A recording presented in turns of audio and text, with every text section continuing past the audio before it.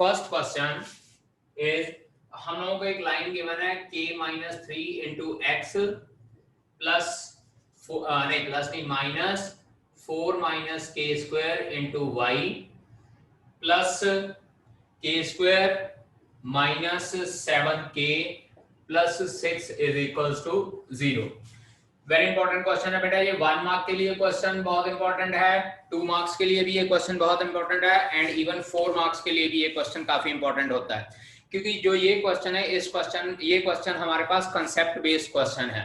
इस first question में हम लोगों को ये कहा गया है बेटा जी कि find the value of k for which this line number 1 is parallel to y axis x axis, number 2 parallel to y axis and number 3 passes through origin.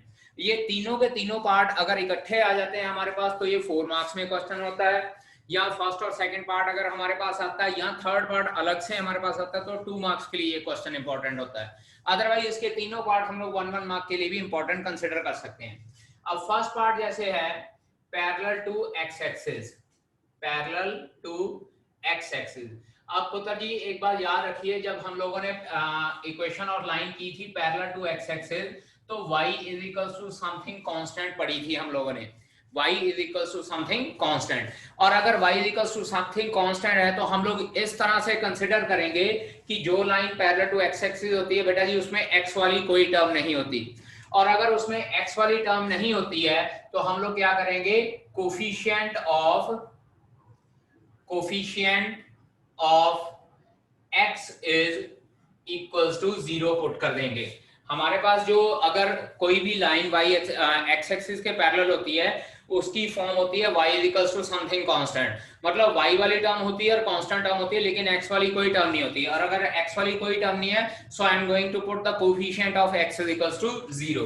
तो it implies k minus 3 is equals to 0, therefore k is equals to 3 is the required value of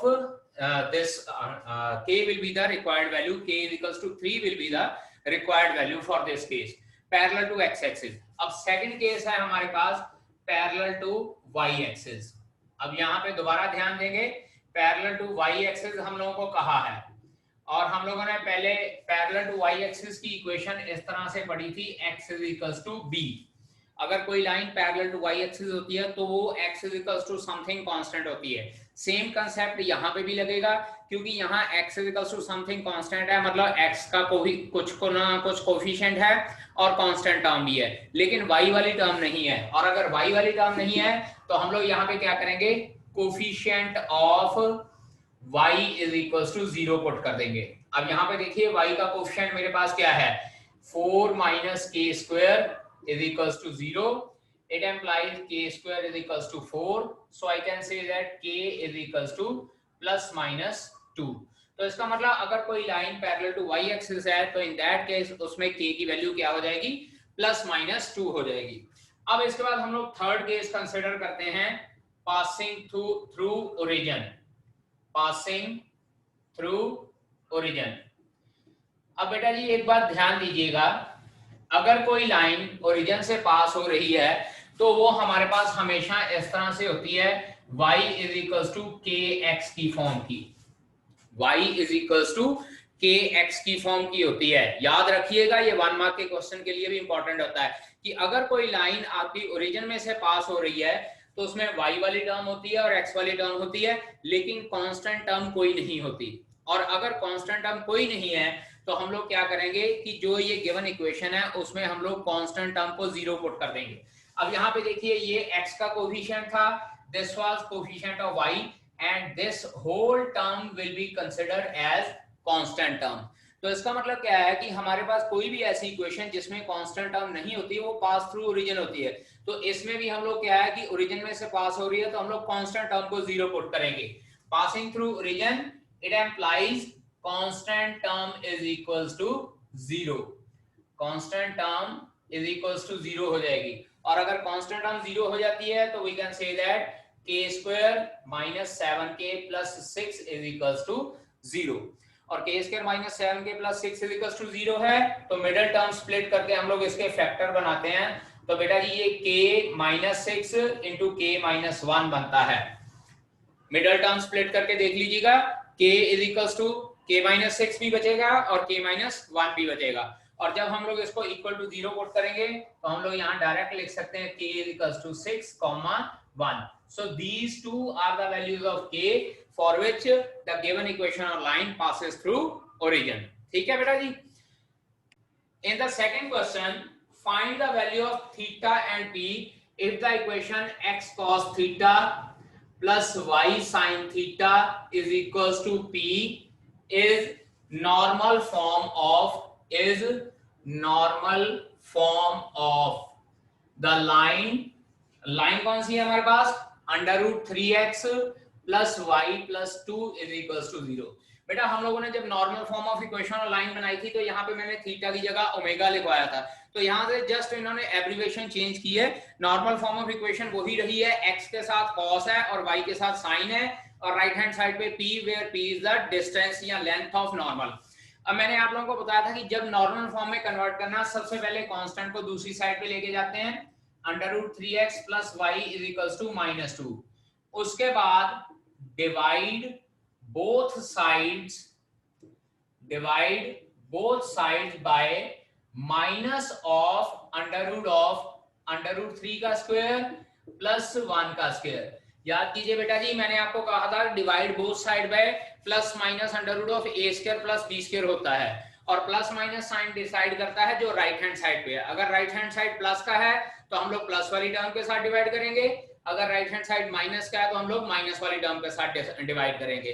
तो हम लोग यहाँ पे right hand side negative है, इसको positive बनाने के लिए मैं माइनस वाली टर्म से डिवाइड करूंगा, यानी कि माइनस ऑफ अंडर रूट 4 और we can say that minus of 2 के साथ डिवाइड करूंगा।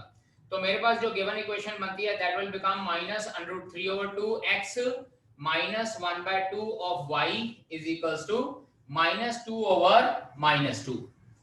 Now these will be cancelled out. I can say that minus under root 3 over 2 into x plus minus 1 by 2 into y is equals to 1.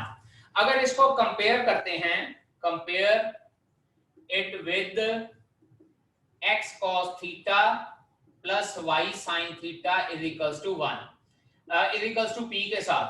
तो यहाँ देखिए cos theta की value आती है मेरे पास minus under root 3 by 2, sine theta की value आती है माइनस 1 बाय 2। अब मेरे बच्चे देखिए यहाँ पे cos थीटा भी नेगेटिव है, साइन थीटा भी नेगेटिव है, और ऐसा कौन सा क्वाड्रेंट होता है जिसमें cos और साइन दोनों ही नेगेटिव होते हैं, दैट इज थर्ड क्वाड्रेंट। याद कीजिए ट्रिग्नोमेट्री में हमने करवाया था आफ्टर स्कूल टू कॉलेज मतलब थर्ड क्वाड्रेंट में सिर्फ टेंजेंट और कोटेंजेंट पॉजिटिव होता है, बाकी सारी की रेशियो नेगेटिव होती हैं, और साइन और कॉस इसका मतलब थर्ड क्वाड्रेंट में नेगेटिव होंगे। So I can write it here cos of theta is equals to cos of 180 plus 30 and sin theta is equals to sin of 180 plus 30।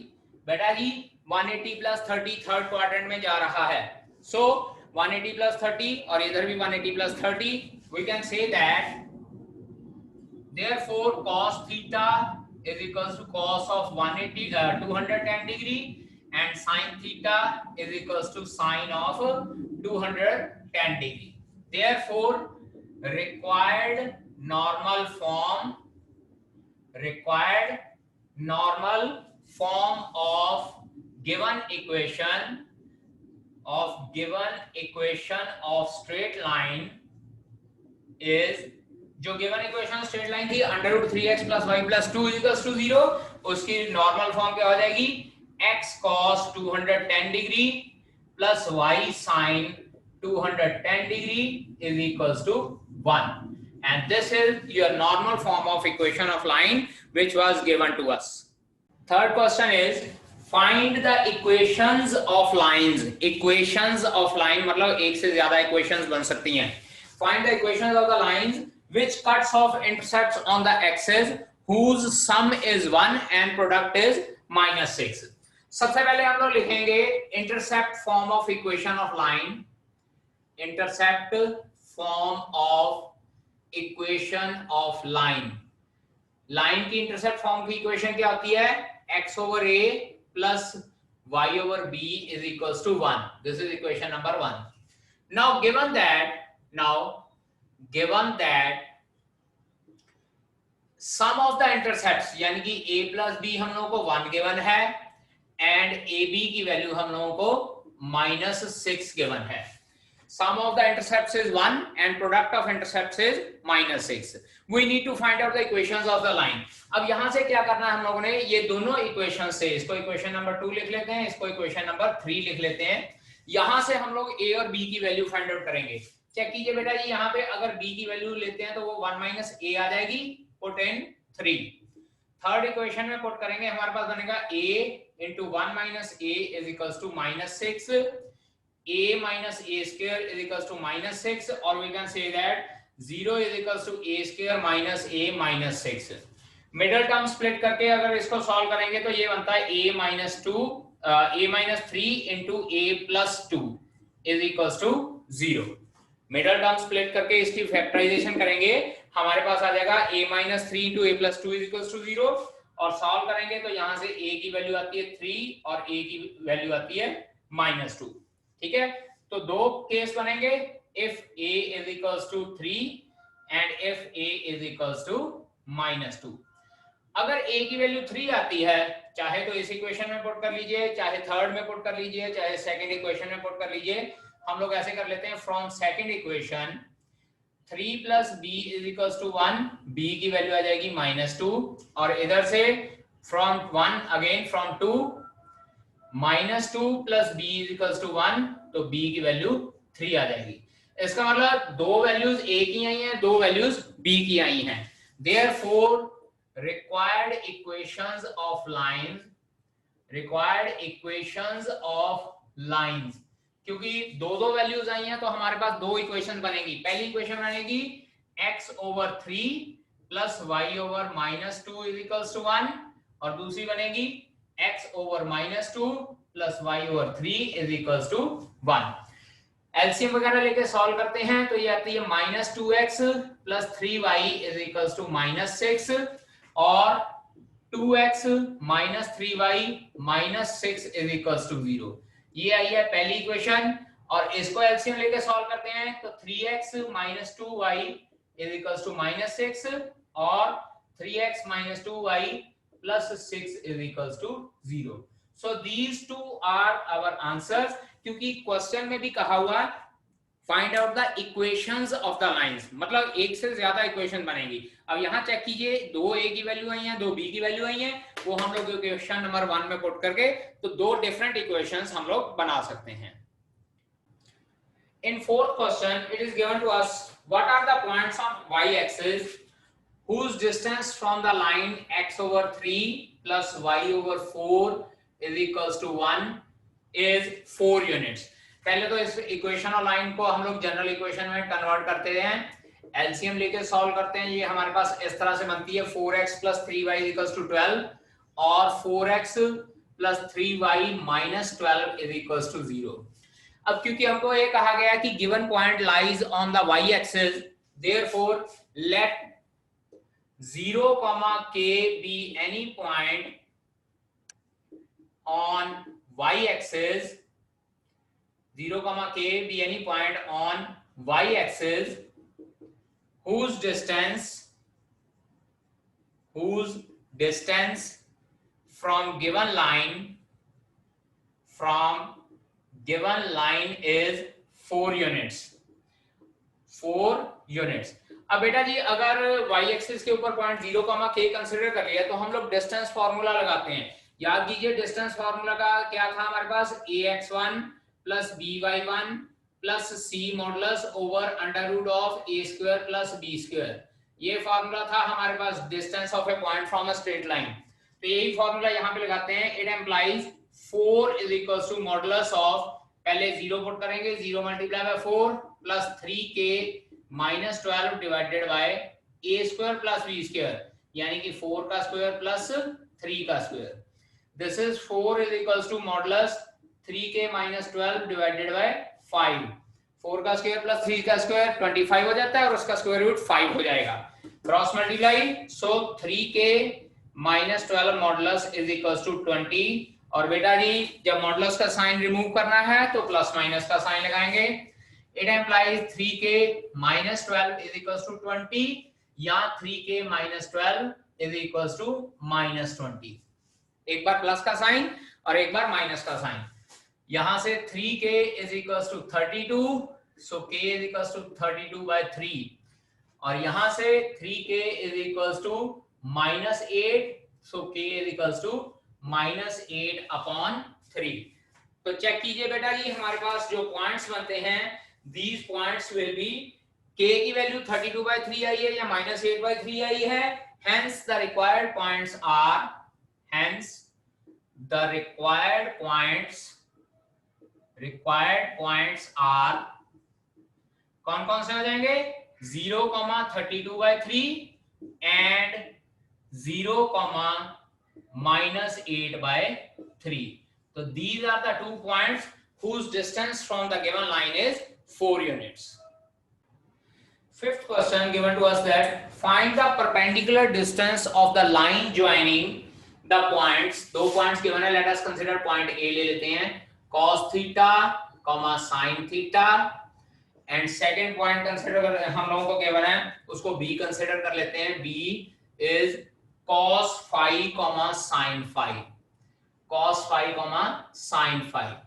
हमको ये कहा गया कि एक स्ट्रेट लाइन है जो इन दोनों पॉइंट्स को ज्वाइन कर रही है, और उस स्ट्रेट लाइन का ओरिजिन से डिस्टेंस फाइंड आउट करना है। लेट अस कंसीडर, मैं थोड़ी सी डायग्राम हम लोग अगर बना लें तो ओरिजिन से इस स्ट्रेट लाइन के ऊपर डिस्टेंस हम लोगों ने फाइंड आउट करना है। This is origin. तो क्या करते हैं हम लोग, इस लाइन की पहले इक्वेशन फाइंड आउट करेंगे, ठीक है जी। Equation of straight line AB, straight line AB, 2 point अगर गिवन हो तो इक्वेशन ऑफ स्ट्रेट लाइन क्या होती है बेटा जी, y - y1 is equals to slope, slope की जगह पे हम लोग लिख लेते हैं y2 - y1 over x2 - x1 into x - x1। अब इस क्वेश्चन में थोड़ी सी ट्रिग्नोमेट्री के फॉर्मूले भी यूज होंगे। नाउ देखिए बेटा किस तरह से हम लोग करेंगे, y - y1 that is y - sin theta is equals to y2 - y1 sin phi minus sin theta divided by cos phi minus cos theta into x minus x1. This is cos theta. Now see here Pataji, this is y minus sin theta. अब यहां numerator में हम लोग sin माइनस sin का formula लगाएंगे। याद कीजिए sin c माइनस साइन डी, ट्रिग्नोमेट्री का formula, CD formula, that was 2 cos c plus d/2 into sin c minus d/2। तो अब न्यूमरेटर में यही फॉर्मूला लगाएंगे, ये हमारे पास बनेगा 2 cos phi plus theta divided by 2 into sin phi minus theta divided by 2। ठीक है जी। इसी तरह से अब अगर डिनोमिनेटर में हम लोगों ने फॉर्मूला लगाना है, डिनोमिनेटर में फॉर्मूला लगेगा cos c minus cos d, और बेटा जी ये चौथा फॉर्मूला था, that was equals to -2 sin sin, -2 sin sin मतलब क्या हो जाएगा, -2 sin c plus d/2 divided into sin c minus d over 2। सो यहां बन जाएगा -2 sin थीटा या phi plus theta over 2 into sin phi minus theta over 2 into x minus cos theta। Now see here sin phi minus theta over 2, sin phi minus theta over 2, numerator denominator दोनों से cut गया, ये 2 भी इसके साथ cut जाएगा। So we are left with y minus sin theta is equals to minus cos theta plus phi over 2 over sin theta plus phi over 2 into x minus cos theta।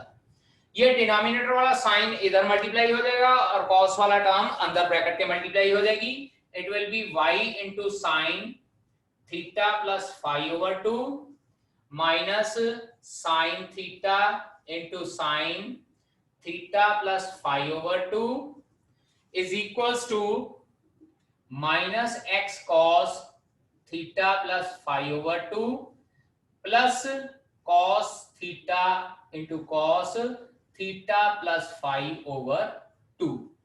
अब उसके बाद ये दोनों टर्म्स उठा के हम लोग लेफ्ट हैंड साइड पे लेके आते हैं। और लेफ्ट हैंड साइड पे हम लोग देखिए इक्वेशन हमारे पास क्या बनेगी.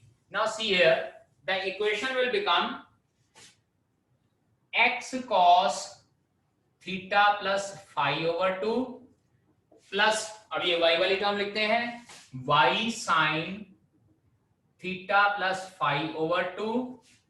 इसके बाद ये टर्म को इस साइड पे लेके आते हैं और दोनों टर्म्स माइनस की हो जाएंगी. मैं माइनस बाहर कॉमन लिख देता हूं. अंदर मेरे पास बचेगा cos theta into cos theta plus phi over 2 plus sine theta into sine theta plus phi over 2 is equals to 0. अब बेटा जी यहां जो ब्रैकेट में टर्म बची है इसको आप चेक कीजिए. cos a cos b plus sin a sin b. This is the formula of cos a minus b. It will become x cos theta plus phi over 2 plus y sin theta plus phi over 2 minus cos हाँ जी a minus b, that is theta minus theta plus phi over 2 is equals to 0. अब यहाँ पे LCM लेके जब हम लोग solve करेंगे so this term will become x cos theta plus phi over 2 plus y sin theta plus phi over 2 minus cos, हाँ जी इसको जब हम लोग सॉल्व करेंगे तो ये आ जाएगा theta minus phi over 2 is equals to 0. So it will become cos theta minus phi over 2. ये हमारे पास इक्वेशन ऑफ स्ट्रेट लाइन बन गई है. अब याद कीजिए क्वेश्चन था ओरिजिन से इस लाइन का डिस्टेंस फाइंड आउट करना है. Now to find distance of origin from this line formula क्या होता है बेटा जी? देखिए फिर से वही बात, d is equals to modulus of ax1 plus by1 plus c divided by under root of a square plus b square. ये फॉर्मूला हम लोग अप्लाई करेंगे. ठीक है बेटा. Now we need to find out the distance of origin from this line using this formula. तो हमारे पास d क्या हो जाएगा? Modulus 0 into cos theta plus phi over 2,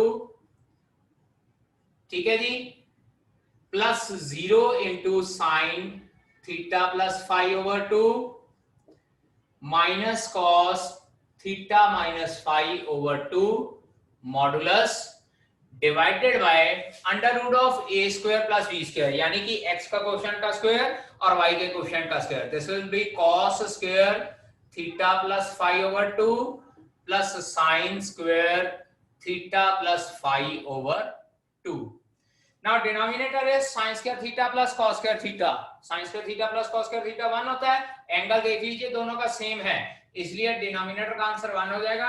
so d is equals to ये टर्म भी 0, ये टर्म भी 0, हमारे पास सिर्फ बचा minus cos theta minus phi over 2 over 1 और d is equals to modulus का साइन हटा देते हैं क्योंकि डिस्टेंस पॉजिटिव होता है, cos theta minus phi over 2 units.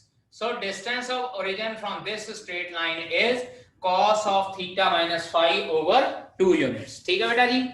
Okay students, I am going to end this meeting. We'll meet tomorrow with the next 6 question onward of this exercise.